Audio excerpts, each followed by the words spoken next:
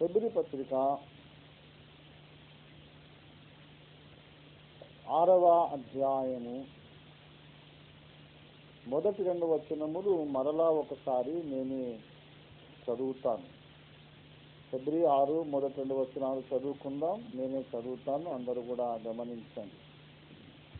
కాబట్టి నిర్జీవ క్రియలను విడిచి మారు మనసు పొందుటయు దేవుని యందలి విశ్వాసమును బాప్తిస్మములను గూర్చిన బోధయు హస్త నిక్షేపణమును మృతుల పునరుత్థానమును నిత్యమైన తీర్పును అను పునాది మరలా వేయక క్రీస్తును గూర్చిన మూలోపదేశము మాని సంపూర్ణమగుటకు సాగిపోదము.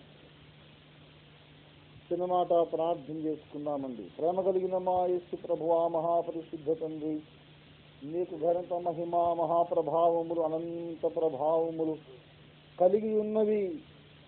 అలాగూ ప్రజలందరూ హృదయములలోనూ నీకు మహిమా ప్రభావములు కలుగునుగాక తండ్రి. అందరి హృదయముల్లో నీవు హెచ్చింపబడుదువుగాకని మేము ప్రార్థన చేస్తున్నాము నాయన. గొప్ప ప్రభువా, నీ బడిలో విద్యార్థులుగా మేము కూర్చొని ఉన్నాం. మీ దీన సేవకుడు నీ తట్టు ఆశగా ఎదురు చూస్తూ నీపై ఆనుకొని నీపై భారం వేసి వాక్యోపదేశమునకు ఉపక్రమించబోతున్నాడు. మీరు ఆశ్రయి, మీరు దీవించి మరుగుపరచి మాతో మాట్లాడండి ప్రభువా. సకల అంధకార చీకటి శక్తులన్నిటినీ యేసు బలమైన నామములో బంధించి గద్దించి పారద్రోలు వేస్తున్నాము తండ్రి. మాలో ప్రతి ఒక్కరి మనోనేత్రములు వెలిగించండి. మీ సత్యాన్ని ప్రత్యక్షపరచండి.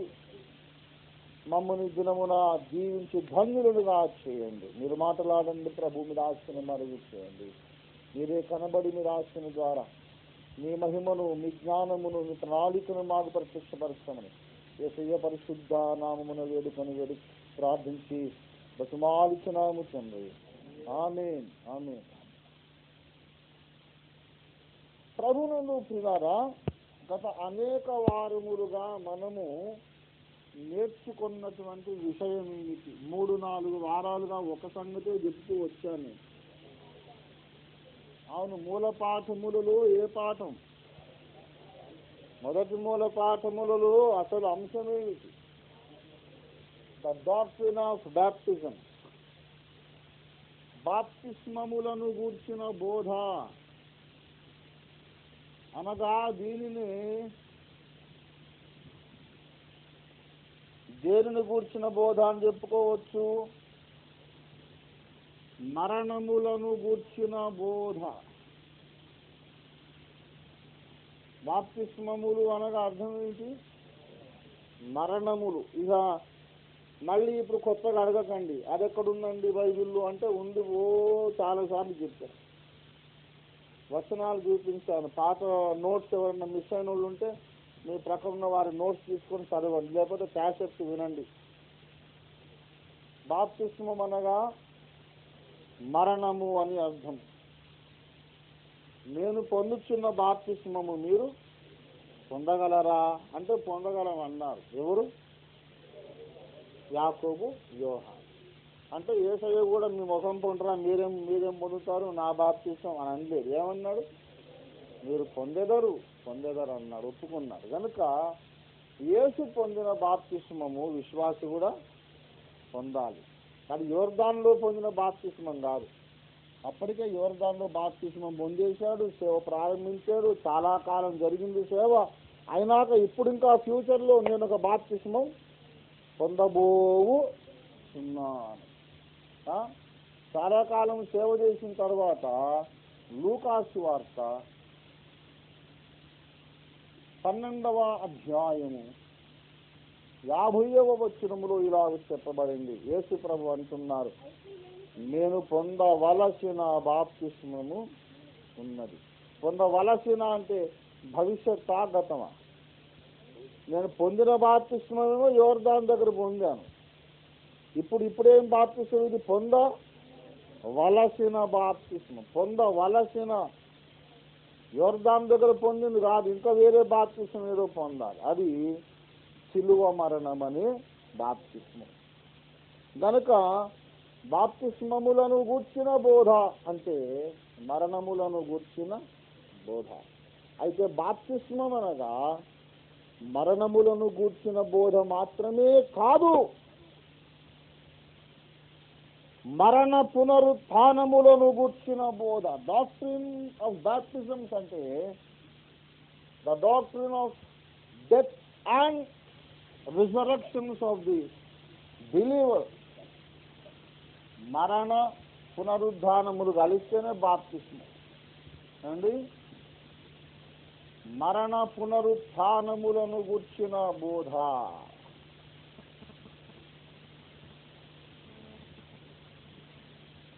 నేను పొందవలసిన బాప్తిస్మం ఉన్నది అంటే బాప్తిస్మములో ఎన్ని భాగాలు ఉన్నాయండి? ముంచుట, మళ్ళీ పైకి లేపుట కదా. ముంచేసిగా పైకి లేపడం మర్చిపోయినాం అనుకోండి, అప్పుడు ఏమవుతుంది? వాళ్ళు ఇంకా అన్ని బాధలు వదిలేసి చక్కగా మహిమలోకంలోకి లోపలికి వెళ్ళిపోతారు కదా. మళ్ళీ శోధనలు, బాధలు, వేదనలు, ఈ మూడు గంటల ప్రసంగాలు భరించుటలు, దశమ భాగములు ఇచ్చుటలు, ఇవేమి బాధలు ఉండవు. వాళ్ళు డైరెక్ట్గా పరలోకానికి వెళ్ళిపోతారు. కానీ అట్లా ముంచి మర్చిపోయిన పాస్టర్ డైరెక్ట్గా సెంట్రల్ జైలుకు వెళ్ళిపోతారు. ముంచి మళ్ళీ పైకి లేపేది మర్చిపోయినాం అనుకోండి, ఆ విశ్వాసం ఏమో పరలోకానికి, పాస్టర్ గారేమో సెంట్రల్ జైలుకు. కనుక అట్లాంటి పొరపాటు చెయ్యం. కొంతమంది మునగమంటే మునగరు, గిలగలు కొట్టుకొని ఏది ముంచినా కూడా ఓ కాలు, ఓ చెయ్యి, ఓ కాలను పైకి పెడతా ఉంటారు. భయం ఏమండి, వాళ్ళు గిలగిల కొట్టుకొని చేస్తే నేను మొత్తం తడిసి వాళ్ళు తడిసి ఇద్దరం పైకి ఎక్కువ వస్తుంటే అసలు నేను వాళ్ళకి బాప్తిసం ఇచ్చారా, వాళ్ళు నాకు ఇచ్చారా, ఇద్దరం మొత్తం నానిపోయి ఉంటాం. కనుక చూసేవాళ్ళకి కన్ఫ్యూజన్. ఓఫీర్ గారికి ఆయన ఇచ్చాడా బాప్తిసం, ఆయనకు ఓఫీర్ గారు ఇచ్చారా అని. కనుక చాలా మందికి భయం, లేనిపోని భయాలు. మీరేం భయపడొద్దు, బాప్తిసం పొందవలసిన వారికి మేము వాగ్దానం చేస్తున్నాం, మేము తప్పకుండా మిమ్మల్ని పైకి లేపేదాం. ఏమండి, ఎంత చిటికలో. కానీ ముంచుట దేనితో పోల్చబడింది? పాతిపెట్టబడుట. ముంచుటనగా పాతిపెట్టబడుట. రోమాపత్రిక 6వ అధ్యాయము 4వ వచనం. మనము బాప్తిస్మము వలన మరణములో పాలు పొందుటకై ఆయనతో కూడా పాతిపెట్టబడితిమి. కనుక బాప్తిస్మములో మొదటి భాగం ఏమి చెప్పండి? ఈ కారణం చేతనే స్ప్రింక్లింగ్ బాప్టిజంను మేము అసలు గుర్తించం. కొంతమంది చిలకరింపు పొందిన వాళ్ళు వచ్చి బాప్తిసం పొందండి, బాప్తిస్మం ఒక్కటే కదా, మరి ఇప్పుడు పొందితే రెండోది అవుతుంది కదా అంటే మేమంటాం, అసలు నువ్వు ముందు పొందిన బాప్తిస్మం అయితే కదా ఈ బాప్తిస్మం కావడానికి. బాప్తిస్మములో మొదటి భాగం ఏమిటి? పాతిపెట్టబడుట. రెండవ భాగం ఏమిటి? తిరిగి లేపబడుట. ఈ తిరిగి లేపబడుటనే ఏమంటారు? ఇంకొక భాషలో, మంచి సంస్కృత భాషలో ఏమంటారంటే పునరుత్థానము. ఏమండి కదా, ఉత్థానం అంటే లేపబడుట, పునః అంటే తిరిగి.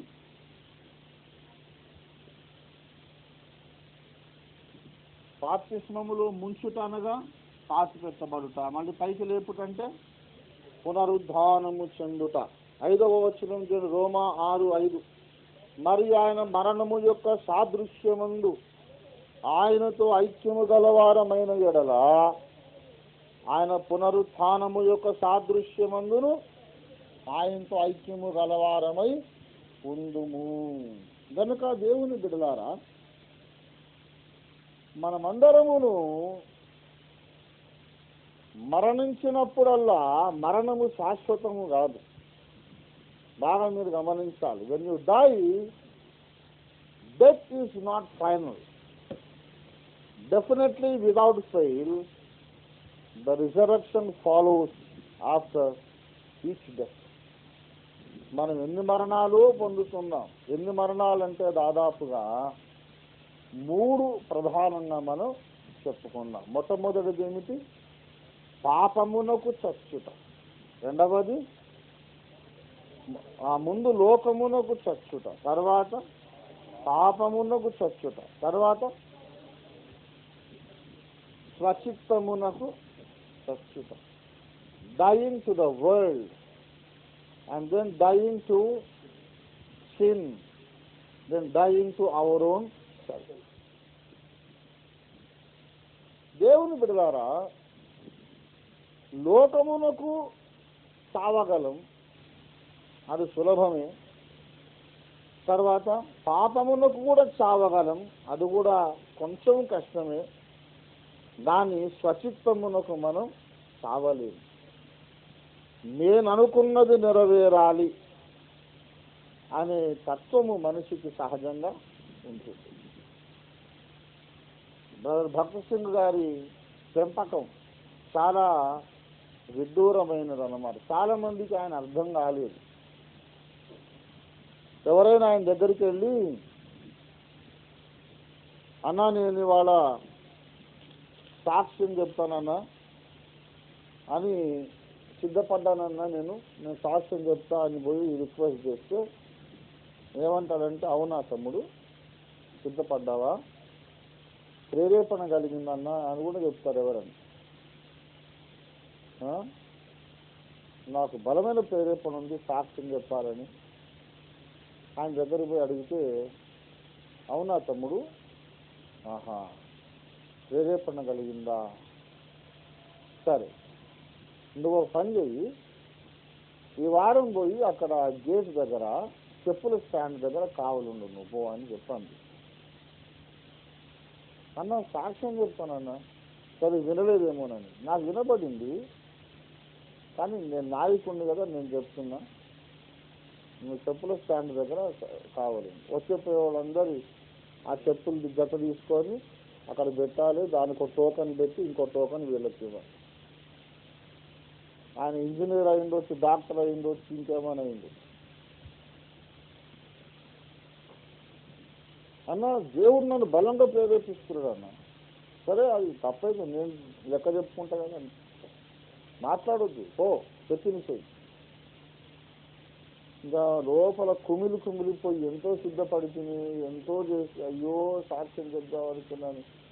ఆ చెప్పుల స్టాండ్ దగ్గర కూర్చొని లోపల కుమిలి బాధపడి ఎంతో అవమానం ఫీల్ అవుతుంది. అన్న మీద కూడా కొంచెం విసుక్కుంటారు కదా. అసలు భగత్ సింగ్ గారు అంతా ఒక నియంత్రండి, డిక్టేటర్ అండి, మన బాధ పట్టించుకోడు, ఆయన మాట నెగ్గించుకుంటాడు. ఏందంటే పెద్ద భక్తి గారి పేరున్న కానీ ఆయన ఒకడే భక్తుడా అని విసుక్కొని కసురుకొని కనుక్కొని చాలా మంది వచ్చే ఆదివారం నుంచి అసలు ఆ గుడికే పోరు. ఎట్లాంటి గుడికి పోతారంటే, సంఘస్థులు చెప్పినట్టల్లా ఆడే పాస్టర్ ఏ గుడిలో ఉంటే ఆ గుడికి పోతారు. సరే ఇక కొంతమంది మాత్రము ఏమో దైవజనుడు కదా మరి దేవాని ఏడుచుకుంటారు దేవుని దగ్గర పోయి, నాయనా నేను సాక్ష్యం చెప్దామనుకున్నా, మరి ఎందుకు అన్న టైం లేదు, క్షమించి తండ్రి నాకు సహాయం చేయమని ప్రార్థన చేసుకుంటారు. వీడు 1 నెల 2 నెలలు 6 నెలలు చెప్పుల స్టాండే బతుకు. ఆఖరికి కొంతకాలం అయినాక విరిగి నలిగిపోయిన తర్వాత ఇంకా చెప్పుల స్టాండ్ ఇదే నా బతుకులేమనుకుని అడ్జస్ట్ అయిపోతారు. సాక్ష్యం సంగతే మర్చిపోతారు. ఒకరోజు సడన్గా పొద్దున్నే పిలిచి, brother come here, I want you to give testimony today, ఇవాళ సాక్ష్యం చెప్పాను. అన్నా నేను సిద్ధపడలేదన్నా. సాక్ష్యం చెప్పమని చెప్తున్నా, సిద్ధపడలేదంటే చెప్పు. నాకు రాదన్నా, ఎక్కువ మాట్లాడదు, సాక్ష్యం చెప్పు.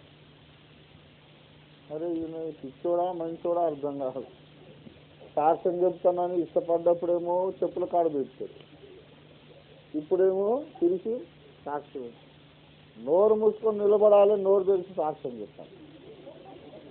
ఎక్కువ మాట్లాడొద్దు. ఇక అంటే నేను అనుకున్నది జరగాలి అనేది అసలు కుదరనే. ఒకరోజు ఎక్కడికన్నా పలానా గృహకూటానికి పోదాం అనుకున్నప్పుడు వద్దు నువ్వు ఇవాళ నా కారు వ్యాన్ డ్రైవ్ చేయమంటాడు. బస్సింగన్నతో వ్యాన్ డ్రైవ్ చేసుకొని పోదాం అనుకున్నప్పుడేమో ఇవాళ వద్దు నువ్వు గుడంతా ఊడవమంటాడు. ఇవాళ పప్పుచారు వడ్డించంటాడు. ఏదో వీడేదనుకుంటే దానికి ఇంకోటి. అలా కొన్ని సంవత్సరాలు నూరి రోట్లో వేసి రుద్ది అని మెత్తగా చేస్తాడన్నమాట.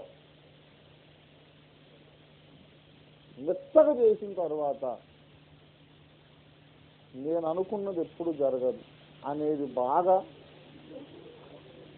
పాఠం నేర్చుకున్న తర్వాత అప్పుడు బాబు నువ్వు నెల్లూరుకి వెళ్ళి అక్కడ అసెంబ్లీ చూసుకోమంటావు. అప్పుడు సంఘం అప్పగిస్తారు.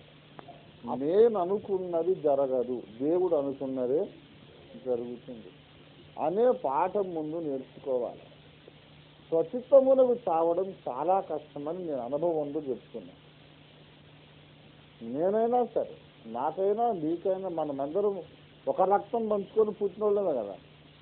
ఎవరి రక్తం మనలో ఉన్నది? ఆదాము రక్తం, ఆదాము హవ్వల రక్తం ఉంది మనలో. కనుక దేవుడు మనలను ఈ మరణముల గుండా నడిపిస్తున్నాడు. 3 మరణాల గుండా నడిపిస్తూ ఉన్నాడు. మొట్టమొదట ఏమండి, లోకమునకు చావాలి, తర్వాత పాపమునకు చావాలి, తర్వాత స్వచిత్తమునకు చావాలి. అయితే ప్రతిసారి మరణము తర్వాత తప్పకుండా ఏముంటుంది? ఆ పునరుత్థానములను గూర్చిన బోధ. ఈ పునరుత్థానం అనేది లిస్టులోనేమో 5. నేను అందుకే నేను ఒక విచిత్రం చేశాను, మీరు గమనించారో లేదో. మారు మనస్సును గురించి బోధ చేశాను. విశ్వాసమును ఇప్పుడు ఎగ్గొడుతున్నాను, వాయిదా వేస్తున్నానని చెప్పి చేశాను. అవునా? ఇది ఒక ప్రణాళిక ప్రకారమే చేస్తున్నా, తర్వాత విశ్వాసం లోపలికి వస్తాను అని చెప్పి ఎక్కడికి పోయినా 3వ దాంట్లోకి వెళ్ళా కదా. It was a planned skipping of the topic. ఏదో అజాగ్రత్తగా చెప్పేదేమి ఉండదు. పరిశుద్ధాత్మ దేవుని నడిపింపు ప్రకారము నేను ముందు దేని గురించి మాట్లాడాను? మారు మనస్సును గురించి మాట్లాడాను. తర్వాత అది ఎన్నో మెట్టది? మొదటి మెట్టు. విశ్వాసం ఎన్నోది? బాప్తిస్మము అనేది 3వ మెట్టు. 4వది ఏంటి? హస్త నిక్షేపణం. హస్త నిక్షేపణం అయినాక 5వది ఏంటి? పునరుత్థానము. ఎవరి పునరుత్థానం? ఏంటో మరి నాకు అర్థం కాక మాట అడుగుతా. మృతుల పునరుద్ధానం అని ఎందుకు రాయాల్సి వచ్చిందో. మృతుల పునరుద్ధానం కాకుండా బతుకున్నలో పునరుద్ధానం ఉంటుందా? ఉంటుందా? ఉండదు కదా.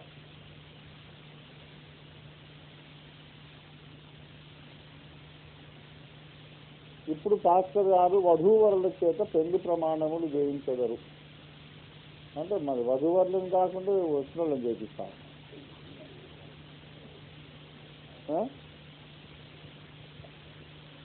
ఒక నుండి పాస్టర్ గారు అన్నం భోంచేస్తారా? అన్నం తింటారా అని అన్నాడు కాదు, భోజనం చేస్తారనన్నా అది కాదు. ఇదేం చేస్తున్నారు? అన్నం భోంచడం కాదు, మనం గడ్డి భోంచేస్తాం. మరి ఇంకేం భోంచేస్తాం? అన్నం కాదు. అసలు భోజనం అంటేనే అన్నం. కొన్ని అన్నెసెసరీ రిపిటేషన్స్ లాగా అనిపిస్తాయి కదా.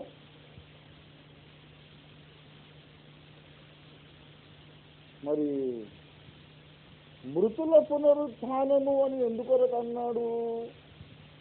ఎందుకొరకు అన్నారంటే ఫర్ ఎన్ ఎక్స్ట్రా ఎంఫసిస్. పునరుద్ధానము కావాలంటే ముందు చచ్చుట తప్పనిసరి అవసరం. 1 కొరింథీ పత్రిక 15వ అధ్యాయము 36వ వచనం. ఓ అవివేకి, నీవు విత్తున్నది చచ్చితేనే గాని అది బ్రతికింపబడదు కదా. విశ్వాసి తన జీవితంలో 2 ఎరుగాలి, 2 తెలుసుకోవాలి.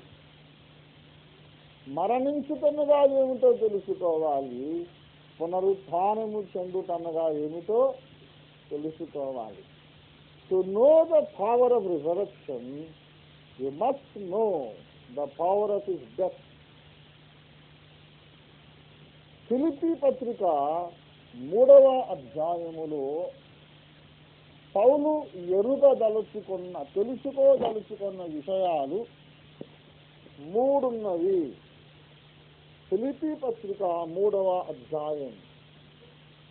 ఫిలిప్పీ పత్రిక 3వ అధ్యాయము దయచేసి పౌలు తెలుసుకోవాలనుకున్నవి 3 విషయాలు ఉన్నాయి. చూడండి దయచేసి. మొట్టమొదటిది ఆయనను ఎరుగవలెనని. 10-11 వచనాల్లో ఉన్న సారాంశం చెబుతున్నా. ఆయనంటే ఎవరిని? క్రీస్తును ఎరుగవలెనని. రెండవది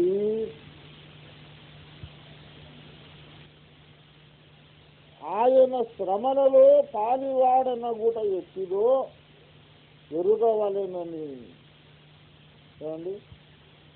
తరువాత మరణ విషయములో సమానానుభవము గలవాడను కావలెనని. ఉందా అక్కడ లేదా? ఆయన మరణ విషయములో సమాన అనుభవము గలవాడను కావలెనని. సహానుభవం.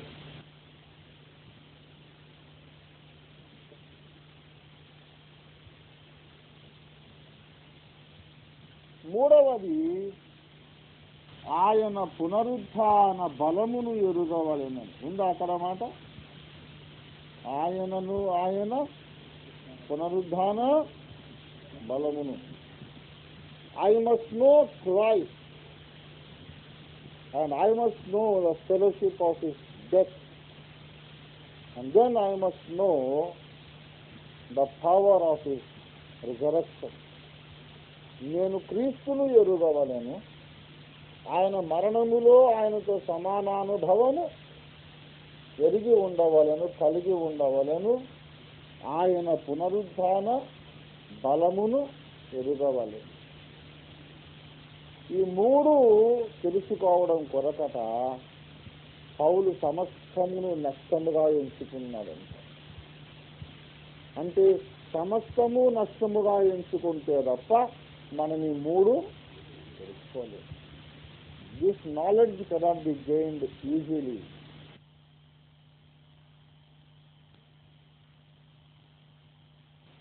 ఇది సులభముగా వచ్చే జ్ఞానము కాదు, సులభముగా వచ్చే అనుభవము కాదు. నీకున్న వాటన్నిటినీ నష్టముగా ఎంచుకొని, పెంటగా ఎంచుకొని, నీవు నీ అహమును చంపుకొని, నీ ధనమును, నీ పలుకుబడి, నీ లోకమును, సమస్తమును నష్టముగా ఎంచుకుంటే తప్ప ఇదిగో ఈ 3 అనుభవాలు మనకు లభ్యము కావు.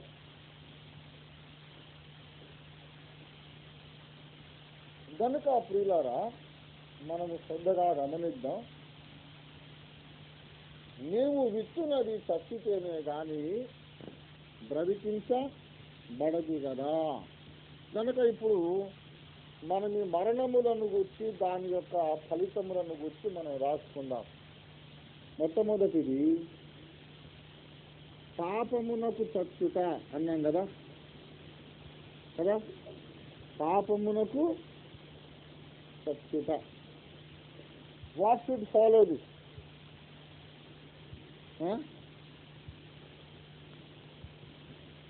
పరిశుద్ధత కొరకు మళ్ళా బతుకుతాడుగా. చచ్చిపోగానే ఏం చేస్తాడు?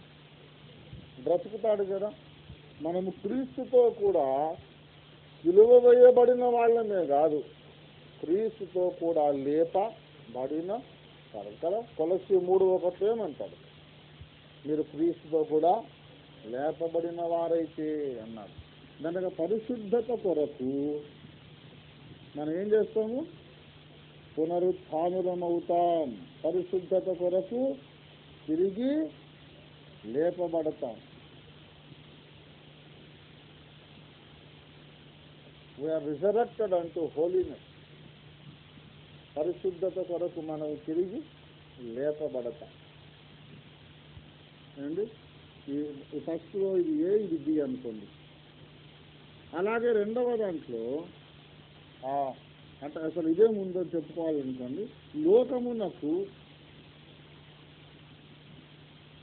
ముందైనా తర్వాతైనా పర్వాలేదు, లోకమునకు చచ్చుట. లోకమునకు చచ్చుట. తర్వాత వెంటనే ఏం కావాలి చెప్పండి? ఏమండి? లోకమునకు చావగానే దేవుని కొరకు బ్రతుకుట. దేవుని కొరకు మళ్ళీ మనం బ్రతుకుట. రోమాపత్రిక 6వ అధ్యాయము 10-11 వచనాలు ఎవరైనా చదవండి కొంచెం. అందరు చూస్తున్నారా? రోమ 6:10-11. ఏలయనగా ఆయన చనిపోవుట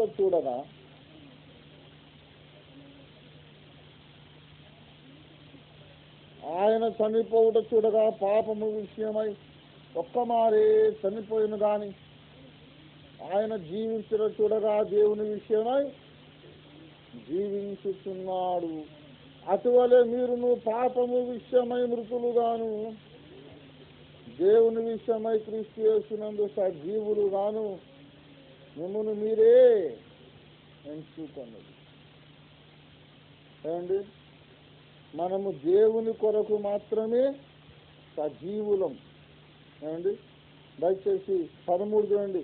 మీరైతే మృతులలో నుండి సజీవులం అనుకొని మిమ్మల్ని మీరే దేవునికి అప్పగించుకొనుడి. అలైవ్ అంటూ గాడ్, అలైవ్ ఫర్ గాడ్. దేవుని కొరకే బ్రతికి ఉండుట. ఏమండి? అంతేగాని లోకమునకు మనము చచ్చిపోయాం. దేవుని కొరకు మాత్రమే బ్రతుకుట. మూడవదిగా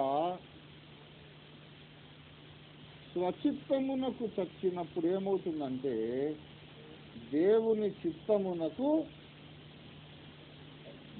చిత్తము జరిగించుటకు మనము బ్రతికింపబడతాం. When you die to yourself, you live again.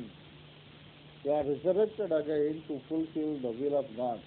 స్వచిత్తమునకు మరణించినప్పుడు దైవ చిత్తమును జరిగించుట కొరకు మనం ఏం చేస్తాము? అది బ్రతికింపబడతాం. అప్పుడు మన ద్వారా దైవ చిత్తానుసారమైన సేవ జరుగుతుంది. When you die to your own will, దేవుని చిత్తము జరిగించుట కొరకు. ఇది మామూలు విషయం కాదు. ఏమండోయ్, నువ్వు అమెరికాకు పోవచ్చు, సూట్ వేసుకోవచ్చు, రెవరెండ్ కావచ్చు, BTH, MTH, BD, MD ఏమైనా కావచ్చు. కానీ ఇందులోకి రావాలంటే మాత్రము ఇది మహా కష్టం. దేవుని చిత్తమును జరిగించుటకు యేసు ఈ లోకమునకు వచ్చాడు. ఒకసారి అన్నాడు, నాకు ఆకలేస్తుందంటే వీళ్ళు ఊర్లోకి పోయి రొట్టె ముక్కలు పట్టుకొచ్చారు. ఈ లోపల సమరేశ్వరి కనపడ్డది. ఆమెకు రక్షణ సువార్త చెప్పాడు. ఆమె పాప జీవితం మార్చబడింది. వాళ్ళు తీసుకొచ్చిన రొట్టె ముక్కలు తీసుకొచ్చి ప్రభువా మరి తినమంటే, మీకు తెలియని ఆహారము నాకున్నదిలే, కడుపు నిండింది, ఆకలి తీరింది, నాకు ఈ రొట్టెలు వద్దన్నారు. ఎవరైనా మేము ఊర్లోకి పోయినప్పుడు సాతమాడిగా రొట్టె ముక్కలు తెచ్చిచ్చానేమోనని అనుకుంటున్నారు వీళ్ళు అమాయకులు. యేసయ్య అన్నాడు, కాదు కాదు నాయనా, నన్ను పంచిన వాని చిత్తము జరిగించుట నాకు ఆహారమై ఉన్నది. యోహాను సువార్త 4వ అధ్యాయము 34వ వచనం. 4:34 యేసు వారిని చూసి, నన్ను పంపిన వాని చిత్తము నెరవేర్చుటయు ఆయన పని తుదముట్టించుటయు నాకు ఆహారమై ఉన్నది, నాకు ఆహారమై ఉన్నది. That is my food and my bread. దేవుని చిత్తము జరిగించుట, సర్వచిత్తంబు నీదేనయ్యా అని పాట పాడొచ్చండి. It's very easy to sing that song. అందరూ పాడతారు. సర్వచిత్తంబు నీదేనయ్యా అంటే దేవుడు వెనక అందుకొని, నీ చిత్తమింకా సావలేదయ్యా.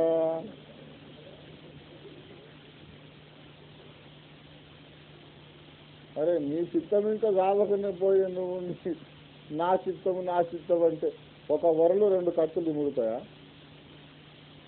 సో మర్జానే చాహియే. నేను చాలాసార్లు దేవుణ్ణి అడిగాను. నిజంగా దేవుని తలంపులు వేరు, మన తలంపులు వేరు. నేను దేవుణ్ణి అడిగానండి, నిజంగా చెప్తున్నాను. నేను మంచివాడిని కాదు, కానీ దేవుని ముఖం నాకు తెలుసు, దేవుని స్వరం నాకు తెలుసు. దేవుణ్ణి అడిగాను, ప్రభువా ఉద్యమం ఎందుకు పంపించట్లేదు నాయన అని అడిగాను. అంటే ఇంకా మీరు సిద్ధపడలేదు, నేను పంపిస్తే ముందు చచ్చేది మీరే అన్నాడు. నిజం చెబుతున్నాను.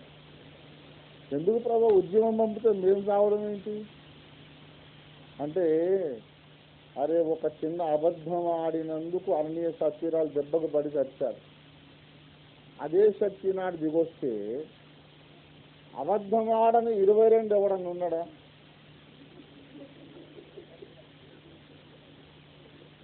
All the reverends and church leaders ఎప్పుడు అమెరికాకు రాసే ఉత్తరాలన్నీ అబద్ధాలే. పుట్టడు అబద్ధాలు రాసి డబ్బులు సంపాదించి మేడల మీద మేడలు కడుతున్నారు. ఒక అబద్ధం ఆడిన అననీయ సత్యరా దెబ్బకు చచ్చి ఊరుకున్నారు. ఈ 22 అందరూ బతుకుంటారండి? పరిశుద్ధాత్మ దిగొస్తే ప్రతి సంఘ పాస్టర్ అందరూ ఇక ఒకటే సండే అందరూ పరదేశులము ప్రియులారా అనుకుంటే ప్రొసెషన్ తీయాలి. అదే ఈ అబద్ధికులు ఉన్నారు నాయన, అందుకే నేను దయామయుని. మీరందరూ ఏడుస్తున్నారు, ఉద్యమం రావాలి, పరిశుద్ధాత్మ దిగి రావాలి. పిచ్చోరా, పరిశుద్ధాత్మ ఏందనుకున్నావు? ఎగిరేది దూకేది అనుకున్నావా? పరిశుద్ధాత్మ కుమ్మరింపు ఎక్కడ జరిగిందో అక్కడ పాపమునకు తీర్పు వెంటనే వస్తుంది. There will be immediate judgment upon sin in the life of every believer. విశ్వాసుల జీవితములలో పాపమునకు ఇమ్మీడియట్ జడ్జ్మెంట్ వస్తుంది. అదే రివైవల్ అంటే. అందరూ పాపాలు చేసుకుంటూ బతుకుతున్నారు, మళ్ళా పెద్ద వీళ్ళేదో శుద్ధ పూసలు అంటారు. వీళ్ళందరూ ప్రభువా ఆత్మను కుమ్మరించు కుమ్మరించు కుమ్మరించు అని అంటే శిల్ప కూడా నోర్ముయం అంటున్నాడు. ఏం కుమ్మరించేది? ముందు నువ్వు పాప బ్రతుకు మార్చుకో, లేకపోతే రోజులాగా పురుగులు పడి చేస్తారు కొంతమంది. దారిని వాడైన సీమోను సువార్తను ఆటంకపరిచినందుకు గుడ్డోడు అయిపోయాడు. ఈనాడు సంఘం ఉన్న పరిస్థితి ఎలా ఉందంటే, సంఘ నాయకులు అబద్ధాలతోనే డబ్బులు సంపాదించి మేడలు గడుతున్నారు. ముఖస్థుతి ఎక్కువ, పొగిడేది ఎక్కువ, దేవుని వాక్యం ప్రకటించేది లేదు. ఒకరినొకడు పొగుడుకోవడం, ఒకరినొకడు మెచ్చుకోవడం. అసలు బైబిల్ మూసి అటక మీద ఎప్పుడో పెట్టేశారు. అబద్ధాలు అబద్ధాలు అబద్ధాలు. ధనాపేక్ష, విగ్రహారాధన అయిన ధనాపేక్ష, శరీరేచ్ఛలు సిలువ వేయకుండా వాటిని పోషించుకోవడం, సమర్థించుకోవడం. ఇంత అపవిత్రతలో బతుకుంటూ ఆత్మ దిగి రావాలి, ఆత్మ దిగి రావాలి. పరిశుద్ధాత్మ దిగొస్తే ఎంతోమంది ఉన్నట్టుండి వికలాంగులు అయిపోతారు. ఎంతోమంది అననీయ సత్యాలాగా పడి చచ్చిపోతారు. ఎంతోమంది పురుగులు పడి హేరోదులాగా చేస్తారు. ఆత్మ కుమ్మరింపు తరువాత, దేశ రక్షణ తరువాత ముందు మీరు మారు మనసు పొందని అన్నాడు యేసయ్య నాతో. నేను దేవుణ్ణి అడిగాను. అందుకే అప్పటి నుంచి నేను వీళ్ళందరూ కలిసి ఉజ్జీవము కొరకు ప్రార్థన చేద్దామని పెడతారు చూడండి, ఈ పాస్టర్ ఫెలోషిప్. నేను దానికి పోను అసలు. ఎందుకంటే ఆ ప్రార్థన కప్పు కూడా దాటదు, పరలోకానికి పోయే తర్వాత. అసలు ఉన్న సంగతి నేను చెప్పనా, ఈ ప్రార్థన కప్పు కూడా దాటదని వాళ్ళకి తెలుసు. వాళ్ళకి అందరూ చేరేది విజ్ఞాపన కూటం కొరకు కాదు, లంచ్లో సర్వ్ చేసే బిర్యానీ కొరకు. కూటం పెట్టి ఉపవాసం అని ప్రార్థన లేదు, ఉపవాసం లేదు. మంచిగా 4 ముక్కలు దొరికితే తిని చేయి కడుక్కొని వద్దాం, ఉద్యోగ సంగతి ఎటనబోని, ఎవరికి కావాలి, వస్తే నాకెందుకు, రాకపోతే నాకెందుకు అనే పరిస్థితిలో ఉన్నాయి సంఘాలు. దేవుని బిడ్డలారా, దేవుని చిత్త ప్రకారమైన సేవ చేయాలంటే క్రైస్తవ సమాజము మారు మనస్సు పొందాలి. ముందు స్వచిత్తమునకు మరణించితేనే కానీ దేవుని చిత్తము చేయుటకు మనము జీవించలేము. There cannot be a resurrection without death. కనుక తప్పకుండా ఈ అనుభవములు మనము బాప్తిస్మము అనగా మరణ పునరుత్థానముల అనుభవములు మనము పొందాలంటే దీనికి ఒక్కటే మార్గం ఉన్నది. నేను చెప్తాను, వినండి బాగా. ఇదంతా ఇప్పుడు జ్ఞానం అండి. మనం పొందింది ఏమిటిది? జ్ఞానము. ఈ జ్ఞానము అనుభవ జ్ఞానం కావాలి. ఈ జ్ఞానం ఏం కావాలి? జ్ఞానము వేరు, అనుభవ జ్ఞానము వేరు. జ్ఞానము వేరు, అనుభవ జ్ఞానము వేరు. అనుభవ జ్ఞానం లేదు చాలా మందికి. దయచేసి 1 తిమోతి పత్రిక 2వ అధ్యాయము 4వ వచనం చూడండి. మనుషులందరూ రక్షణ పొంది సత్యమును గూర్చిన అనుభవ జ్ఞానము పొంది ఉండవలెనని దేవుడు ఇచ్చయించుచున్నాడు. అనుభవములో మరణించుట ఎట్లు, అనుభవములో పునరుద్ధానుల మగుట ఎట్లు, ఇన్ని అద్భుత సత్యములు మన బ్రతుకులోనికి వచ్చుట ఎట్లు అని అంటే, నేను మీకు ఒకటే ఒక విషయం చెబుతున్నా. ఇవన్నీ నేర్చుకోవడానికి మనము 2వ మెట్టులోకి పోవాలి. అదేమిటంటే, all these things will be achieved and experience by faith, విశ్వాసము ద్వారా. నీతిమంతుడు విశ్వాస మూలముగా బ్రతుకును. Whatever we do in our spiritual life, we die, we be resurrected, we grow, we do everything by faith.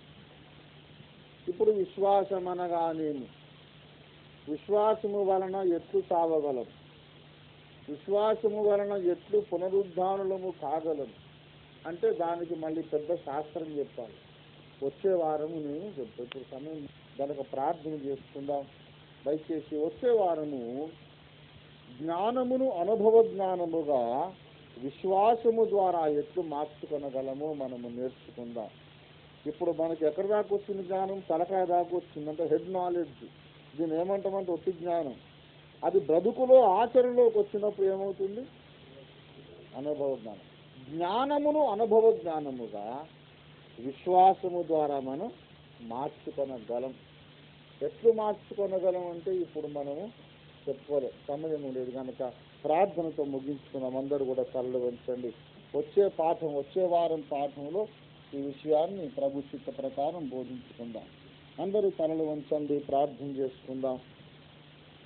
ఓ హల్లెలూయా. విన్న వాక్యమును వహించి మనము ఆలోచనలు ధ్యానించి మనం ప్రార్థన చేసుకుందాం. హల్లెలూయా, హల్లెలూయా, హల్లెలూయా, హల్లెలూయా, హల్లెలూయా, హల్లెలూయా, హల్లెలూయా. అయ్యా, నన్ను విశ్వాసముతో నింపుతండి. నేను నేర్చుకొనిచున్న విషయములన్నీ కూడా అనుభవించడానికి సహాయము చేయండి. జ్ఞానమును అనుభవ జ్ఞానముగా మార్చి తండ్రి అని ప్రార్థన చేయండి. హల్లెలూయా హల్లెలూయా.